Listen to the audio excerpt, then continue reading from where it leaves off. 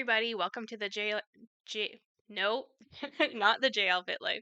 The Fit Life podcast by Jackie, which is me. I'm Jackie Labadia. I'm your host and head coach, owner of JL Fitness and Lifestyle. Welcome to the podcast.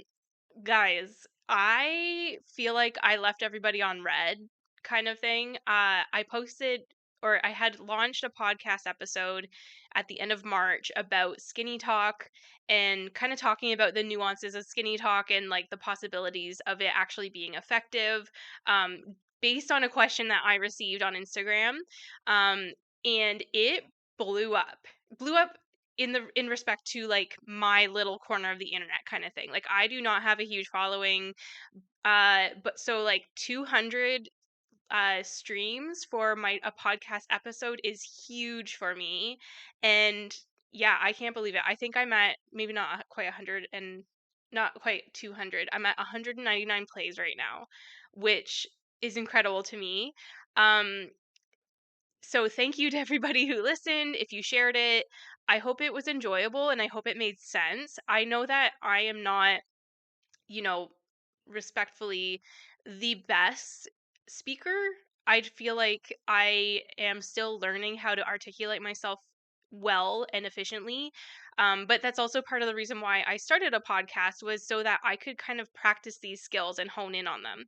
I don't really script my podcast. Sometimes I might jot down a few ideas that I want to make sure that I touch on.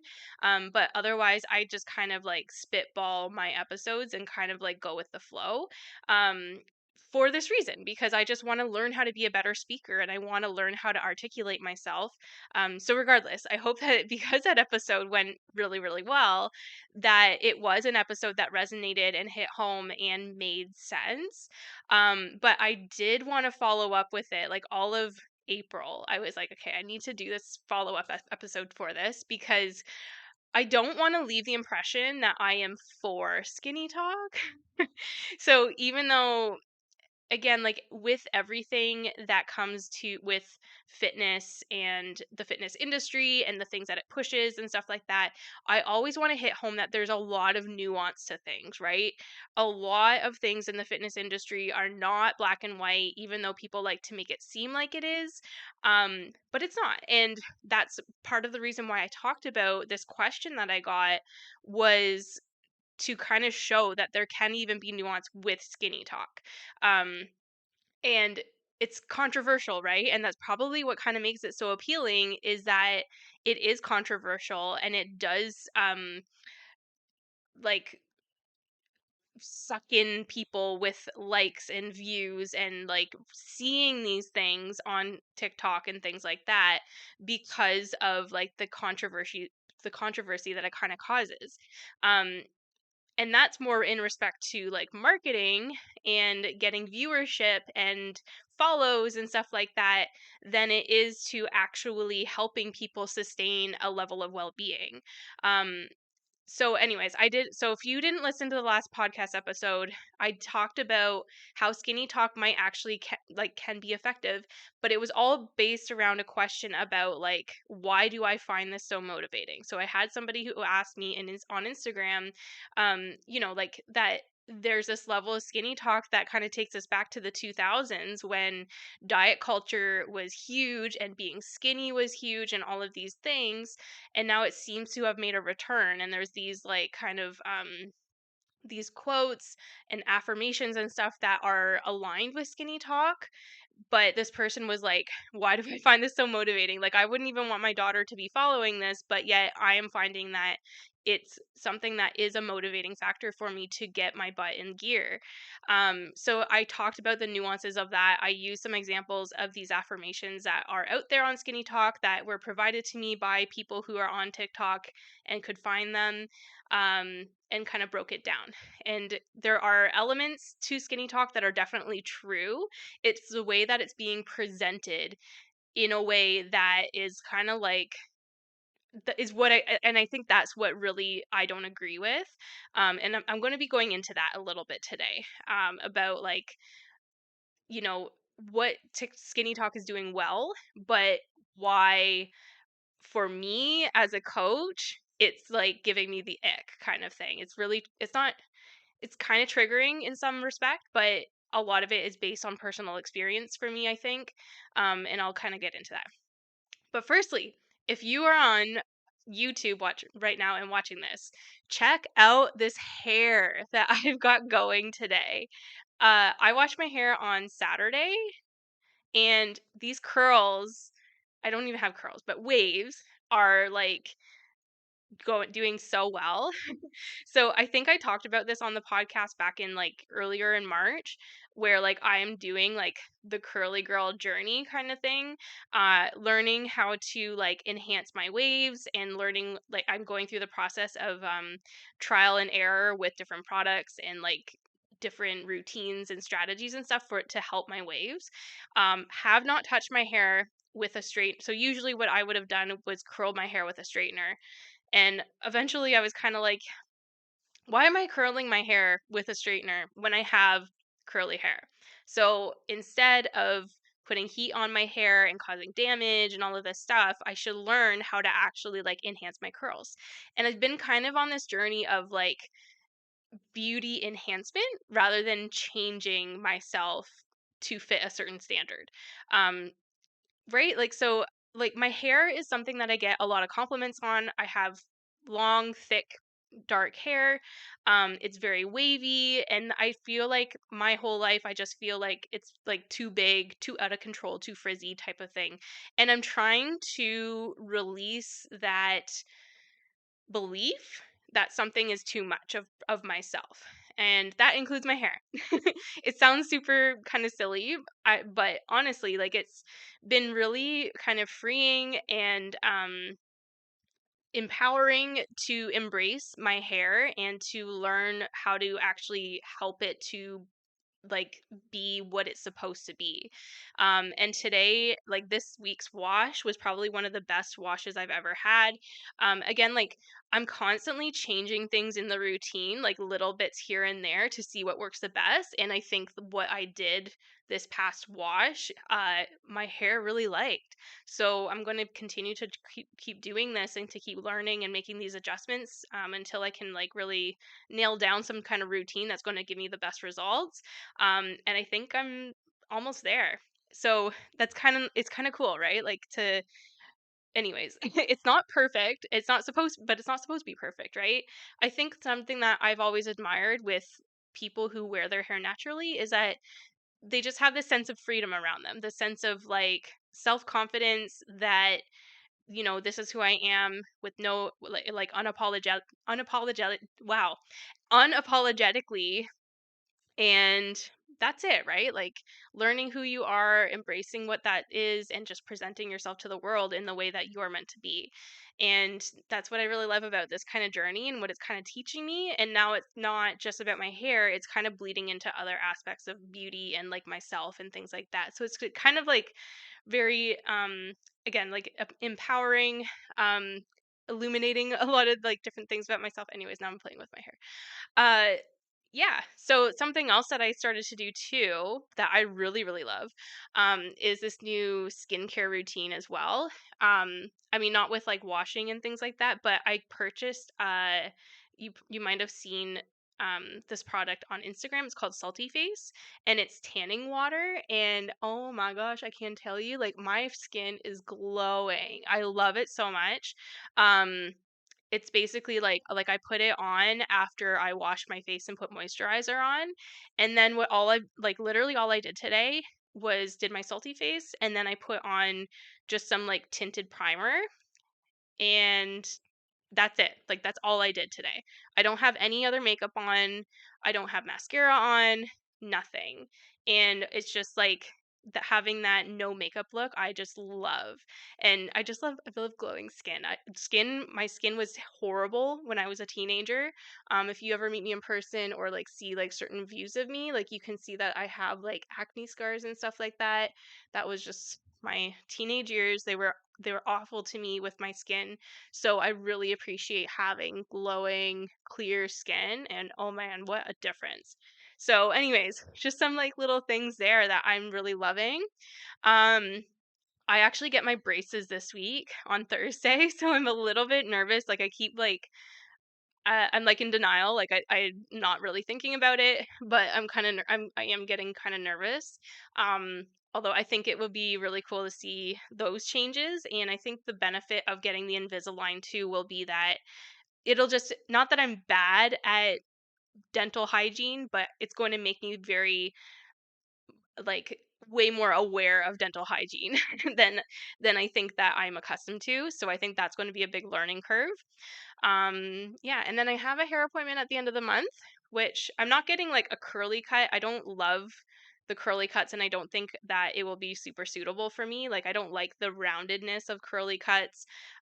Plus I don't have curly hair. I have wavy hair, right? So I want it to be more beachy and long. But I'm going to be going to my natural color, which I'm excited for. Right now you can't really see a ton of it in the video, but you can like I do have like a balayage type of highlight. And I have like a little money piece and stuff up here. But yeah, I'm gonna go to back to my natural color. And the reason why like I would always get kind of I not that sorry, the reason why I like getting my hair colored does stem from the fact that I get gray hair. And again, going back to that like embracing my own myself and kind of like that empowerment of yeah, like just having like embracing my natural how I am naturally, I think I'm gonna stop with the hair color now because it again, like it's something else that's very damaging to your hair, right? And if I want these like beautiful, healthy, wavy hair, then coloring my hair is not going to be something that's going to be in alignment with that. So I'm kind of ready just to like go to my natural hair color and let the grays come in as they are. It's something that is going to inevitably happen to me. Everyone in my family in now I'm messing up my hair because I'm touching it too much. All the women in my hair inevitably have gone gray. I watched in the last 5 years both my mom and my grandmother. They stopped dyeing their hair, and because they were dyeing their hair for so long and they were like fully gray underneath the dye, the process of growing out your hair when it's naturally gray underneath is like crazy. Like it took my mom probably a good couple of years to grow out her hair, and now she's got this like beautiful multicolored, like dark and gray type of hair, and it's long and it's healthy. Um, so I'm just kind of like, you know what? I don't really want to go through that process down the road. So if hair color is already damaging my hair and my goal is to have healthy hair, then I'm just going to stop now. Like I really only get like a few pieces here and there. It's really not like that bad. Not that it's bad to get gray hair, but yeah, I think I'm just ready to embrace it and to see what my hair looks like naturally and taking good care of it and just having beautiful, like healthy hair. And I think that's like the ultimate goal. So, anyways, I know that's like kind of super irrelevant to fitness stuff, but from like a personal standpoint, these are a few things that are going on with me and like what I'm kind of working on. I'm also like right now with my fitness stuff, I have been super into just like overall performance and well-being. I've been incorporating more plyometrics and jumping type of movements into my training, more power and things like that because I'm finding that there's this truth to the fact that like with like a lot of uh like weightlifting type of exercises, they are always on the same alignment of like movement patterns. And what that does is even though like it's still very good for you, if, like there's so much effectiveness to it in that standpoint, what I'm finding is that I just want to feel athletic. Like I just want to feel like no matter what I'm doing in my life, I want to make sure that I'm prepared for that. And things like jumping and those like kind of jerky movements, powering through like different things, making sure you're doing like side to side movements, lots of twisting and things like that.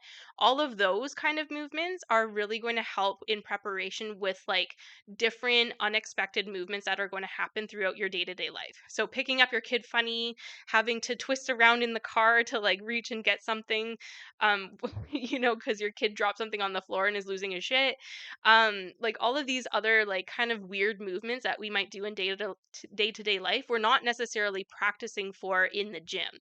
So I want to make sure I've got like a good amount of prep work for that. I want to make sure that my body can move in different ways without worrying about hurting myself, all of those other pieces. Um, with like the mobility aspect and all of these other things. Like I just want to feel again like athletic. I want to have the energy. I want to not worry about injury and things like that. So these are the things that I've been incorporating and I've been really enjoying it. It just like has like a whole different feel to my movements, and these are the things I actually just incorporated into my most recent training phase for my spring challenge. So all of my participants there are going to be experiencing this level of like athleticism as well. So I'm really excited for that. It's just like really good to have like all of these elements within your training instead of just like one mode of training, especially for just like overall well-being and performance and all of those other things that are beneficial, although the other benefits that you can get from training, um, and the things that you're incorporating into your training as well. So the other thing that has been happening too is that I just started a cut. So when my spring challenge launched on April 13th, I decided that I was going to start a 12-week cut for the spring challenge. Not for like any like big reasons other than the fact that I just kind of want to slim down a little bit. Like I have been building a lot of like more muscle. I have been eating in like maintenance for a long time, and I just wanted to when we're in maintenance or even in a surplus and we're building muscle, fat mass just kind of naturally accumulates with that, and that's totally normal and it's to be expected. It's just not going to happen to the same extent as it would as if you were sedentary and eating like an asshole and all of those other things. We can still accumulate fat mass when we're accumulating muscle at the same time. So at this point, not that it matters, but I have not hit my pre-pregnancy weight from before I had my daughter who's 2. And I think I just kind of want to say that that I hit it um in just like a really weird kind of way. And plus like that weight is also the weight that I can usually sit at comfortably, and still feel good, still have a good amount of energy, fit in the clothes that I want to fit in, and like feel good about myself in that respect. But the thing is that has been really cool for me is that even though I've been sitting in and around like 130, 135, which by the way is not a reflection on anyone else. This is just my body and where I naturally sit. And please remember too that I'm only 5 feet tall, so like I weigh less than a lot of people. Um, and 120, 125 was always the weight that I've been able to sit at comfortably and just like feel and look my best. But yeah, I've been sitting about 10 to 5 to 10 pounds heavier than that for the past like year and a half ish. Um, but I've learned to love my body in this state as well. If you would have asked me 5, 6, 7 years ago if I'm going to consistently weigh in at 130, 135, I would have been panicking. I would have been like in this state of like, oh my God, I have to cut out carbs. I have to lose the weight. I have to like get slimmed down. I feel so fat right now. And like I have not been like that at all. I actually quite enjoy how my physique has been looking. I have been feeling really good. I've been sleeping really well. I've been having lots of energy. My mood has been amazing. So I have no complaints. And I know that going into this cut, losing 5 pounds over the next 12 weeks is not going to be life changing, aside from the fact that like my clothes might feel a little bit better. That's really, and it's kind of like again like some this other element of empowerment that like man I've really let go of how the scale affects me. I've really let go of my body weight and the value that I tie to that, which is really really cool to see that mindset shift in myself and just that growth, right? That wisdom, that understanding that your weight is not everything. Your weight does not dictate like really dictate how your physique can look. um that all has comes down to muscle mass and body composition and all of these other elements. Um, and it's not everything, right? So if you're somebody who is consistently trying to lose the last 5 to 10 pounds, it's definitely worth the assessment to whether it's actually going to change your life or not. Is it actually going to make you that much healthier? Is it actually going to make you feel that much better? Being okay with that extra 5 to 10 pounds can be super empowering. Um, to just like learn that about yourself, and to really let go of the number on the scale and what that says about you. So, and understanding too that life changes. When I was consistently 120, 125, I did not have kids. I was working 12-hour shifts as a recreation therapist. So my step count was like skyrocketed in comparison to what I get now. I don't think I was eating as much as I am now. I was probably in and around the same, but like those behaviors all contribute to how your body's going to look and how much you're going to weigh. So those are all considerations to understand. Um, and yeah, like having that self assessment of like, okay, like is 5 pounds really going to make a difference for me? Or am I going to hit that 5 pounds and then realize that it didn't make any difference for me? So that must mean that I need to lose another 5 pounds and another 5 pounds. And like, when is that going to end? When is it going to be okay for with you? When are you going to be okay in your body? um or do we need to assess like what you're actually doing? Is it actually weight that you need to lose, or is it muscle that you need to build? So there's definitely inherent differences in these circumstances, and understanding what you actually need in order to get the body that is actually going to change your life and actually going to give you the confidence that you're looking for. The scale is one factor. It's one tool that you can use to help determine progress in in certain situations, but it's not the be all end all of what you're essentially looking for. So it's always worth that like evaluation to understand that about yourself.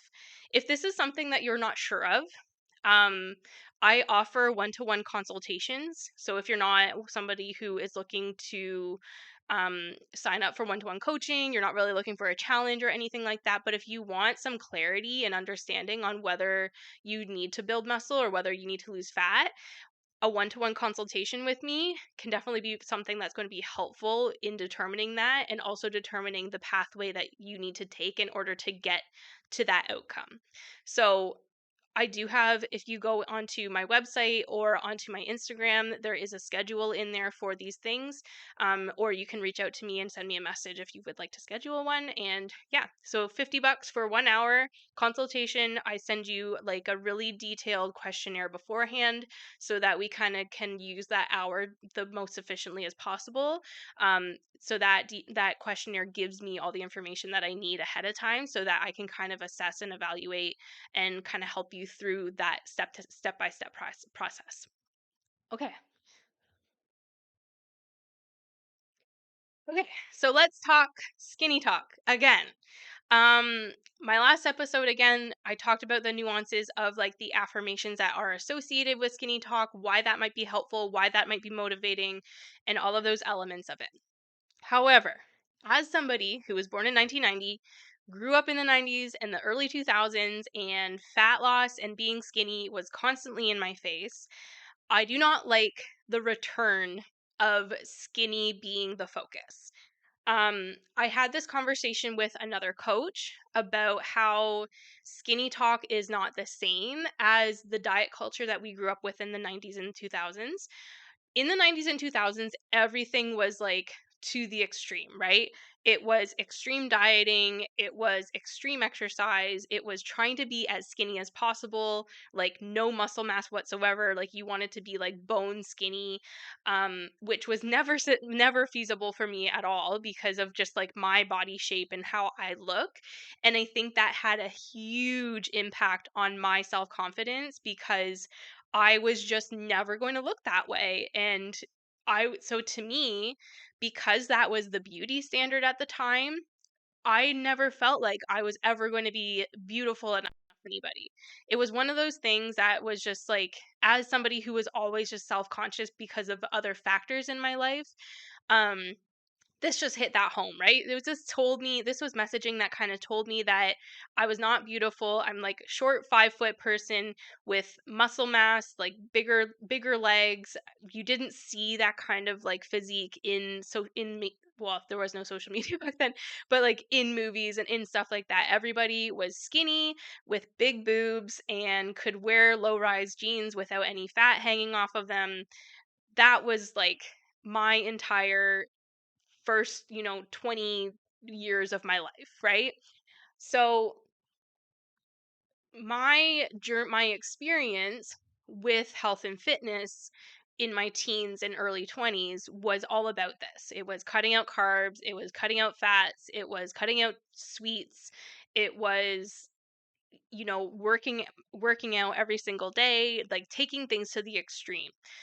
So this took a long time for me to let go of these experiences, for me to understand and accept and embrace myself for who I am, for understanding that even though society said I wasn't, that I can be beautiful in my own way, to understand that and to really focus in on what my body can do and what it does for me versus how it looks, and then finding a place where I was happy in my body while also falling in love with the process that I was partaking in.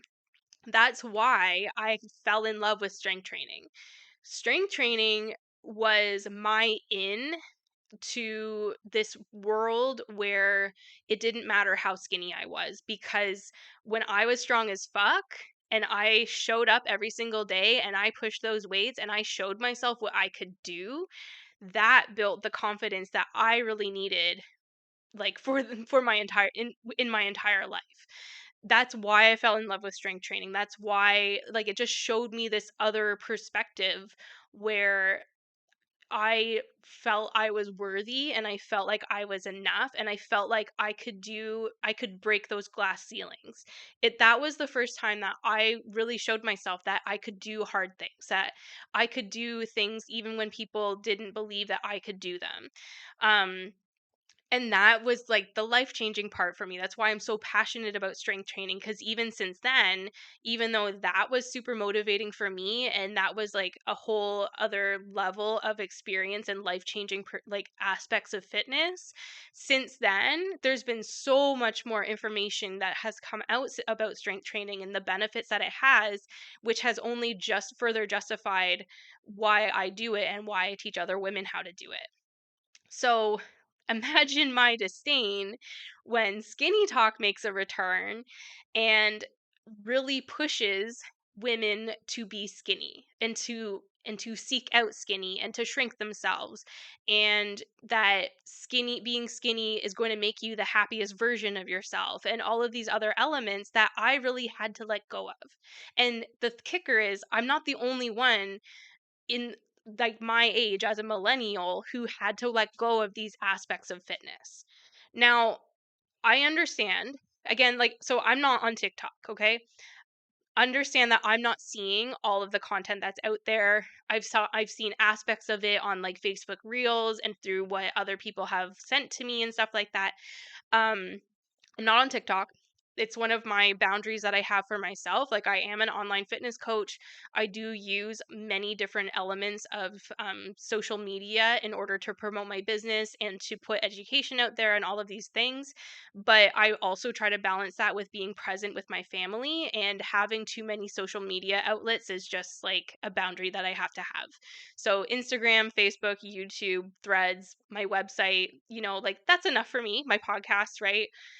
So anyway, TikTok is not something that's on my radar. Don't plan to get it anytime soon, but I understand that a lot of people have it, and there's these different trends on TikTok that I might not see on Instagram or Facebook. Um, so I am basing this on what people have told me. Now, I did have a conversation with another coach about how skinny talk is very different than the diet culture that we saw in the 90s and the 2000s. Um, and it is, and what she was saying was that it is promoting movement, it's promoting eating better, it is promoting like higher protein meals, it's promoting not cutting out carbs and instead moderating how much you're having. Um and all of these other aspects to it. It's promoting, I think it's promoting strength training in some level, like Pilates and things like that. And I think that's amazing. And I think that if you are somebody who is super unhealthy and really needs to get your butt in gear and needs like a way into the fitness industry, this is probably a great chance for you to like really start finding that for yourself. I think for me, the part that is triggering and that I don't love is the focus on the outcome. There are different ways of motivating yourself with this fitness journey.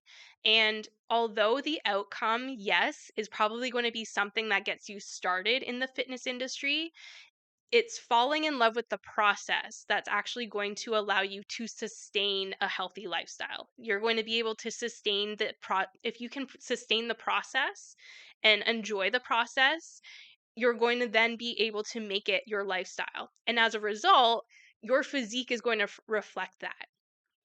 So my problem is that we don't want to focus, even with my clients, even if their focus is not being skinny per se, it's hitting a certain goal weight or any something like that. We still have that discussion of like, okay, but in order to make this sustainable, we need to make sure that we are implementing processes that you can actually maintain even after you hit that goal weight. So when we are pushing skinny on people, my problem with it is there, like, again, like I have a few different problems with it. Um my problem with it is it's pushing the outcome.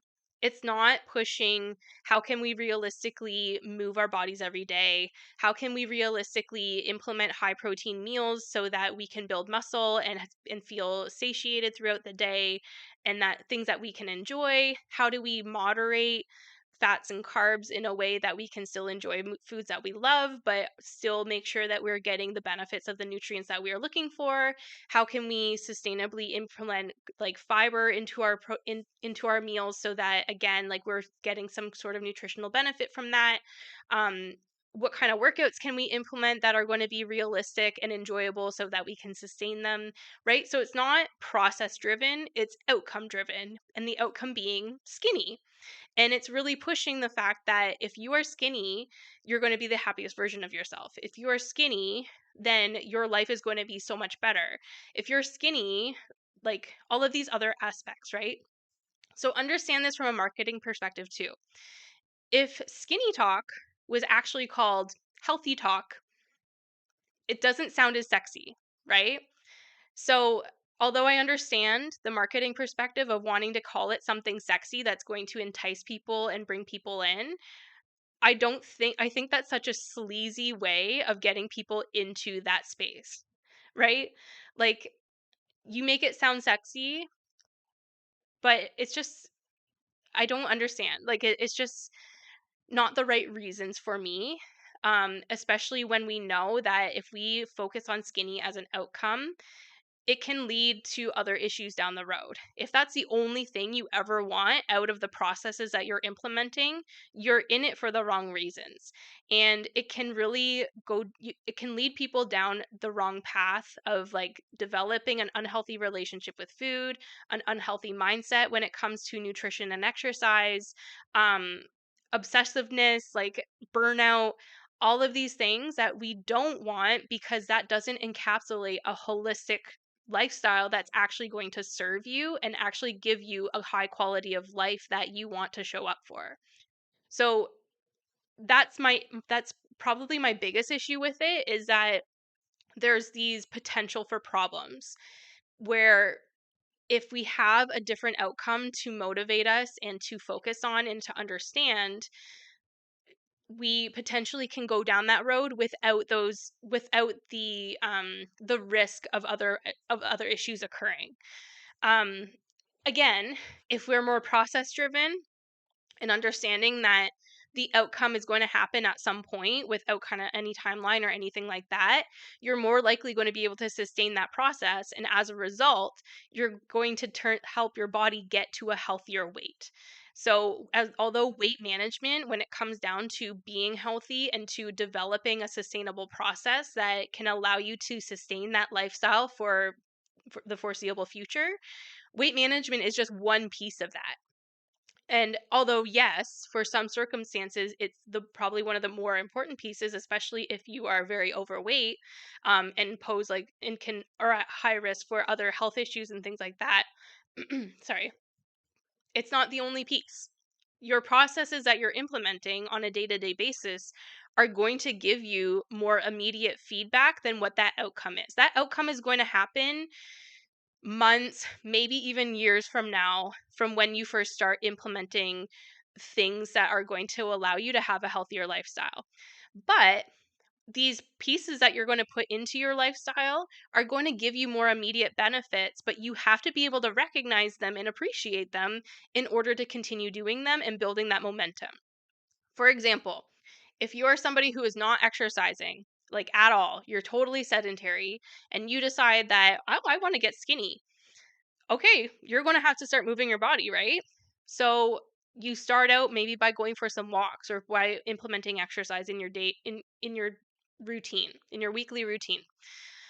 You have to, in order to keep, the first few weeks of exercising are going to suck because you're going to be sore, you're going to feel awkward, you're not used to it, your body has to adapt, you're going to feel tired, all of those things, right?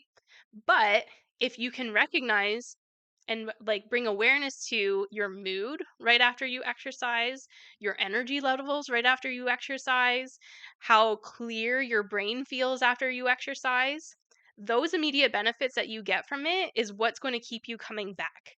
Because you're going to have days when you're tired as fuck and the last thing you want to do is go and work out.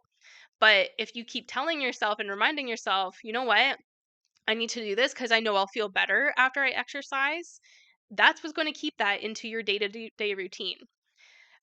Although the other side of it too, and this is what I talked about in my previous podcast, was that people are so focused on being skinny that they don't want to exercise, but then they remind themselves, well, if I want to be skinny, I need to exercise. But it's just not like a healthy approach, right? Like if you listen to those two different determinants of what that choice, um, like what's going to determine you making the choice to actually work out, regardless of how you feel, the healthier choice is recognizing how that exercise, how that workout is going to positively impact you in that moment, not doing it because you want to be skinny. Other than the fact that too, that like your workouts aren't the determining factor of whether you become skinny or not. That's more nutrition driven. But this is where I'm coming from. Like it's not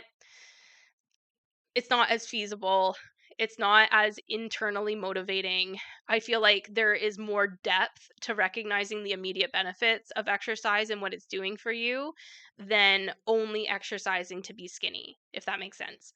So there's these lots of these different elements to SkinnyTok that, yes, are positive and can get you the ball rolling in your fitness journey, but we have to bring in the nuance of it and understand that there are so many other benefits to the process that you're putting in and not just the outcome of being skinny.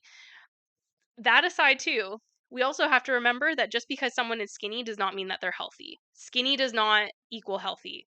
Okay? So depending on what your definition of skinny is. My definition of skinny is like and it's because of my experience in this, right?